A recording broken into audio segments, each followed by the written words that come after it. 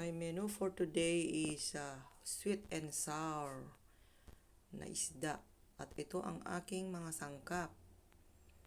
Ayan, may sibuyas, may luya na I cut in strips.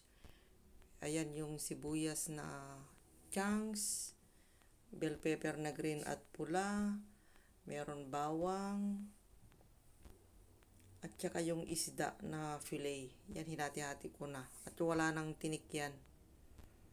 At saka yan yung aking sweet and sour sauce. At yung isda ay nidip ko ng flour at pre-fry ko siya ng konti para hindi madurog pag nilagay na sa gulay. At ayan, i-fry ko muna siya ng konti. Hindi masyadong fry na fry yan. Wag lang mabasag pag nilagay sa gulay.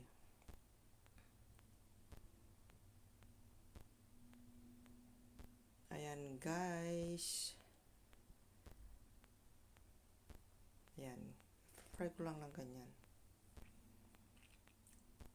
Tapos maya mag-sustain ako.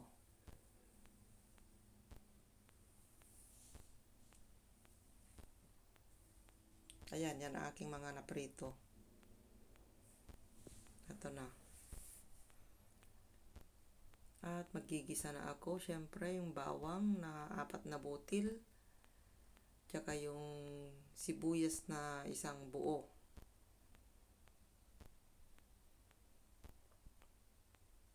Tsaka yung luya na medyo marami yung luya na nilagay ko. Kasi mas masarap kung maraming luya. Ayan, sutay ko yan ng hanggang maglambot yung mga ingredients. Tapos, yan luya. Tapos isunod ko yung carrots.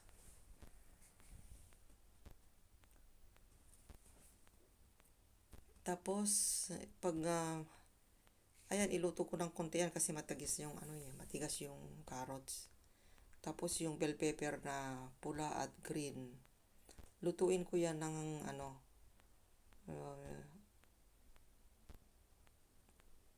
less than half cook.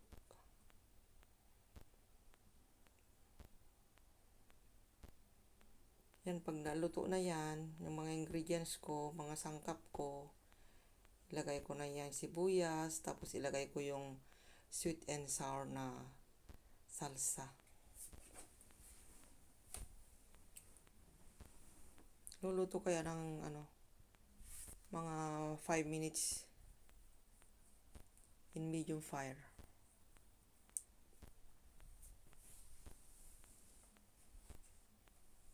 Ang sarap to guys, ang sarap kasi matamis na maasim.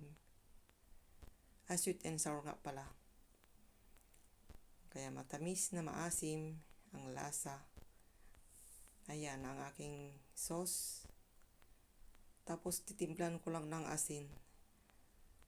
Hindi ako gumagamit ng ng artificial na pampalasa gaya ng mga betchin o magic na yan. Ganyan lang. Never ako nagagamit ng mga ganyan. Ayan na, luto na siya. Ilalagay ko na yung naprito kong isda. Ganyan lang sa ibabaw. Ganyan lang siya. Ayan na, tapos na.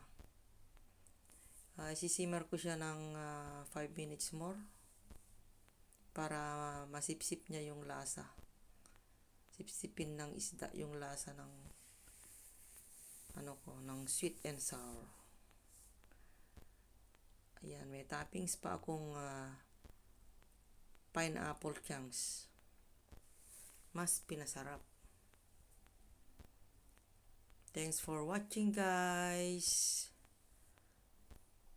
Next, hanggang sa muli kong video kung sisipagin ako. Minsan kasi nakakatamad. Thank you.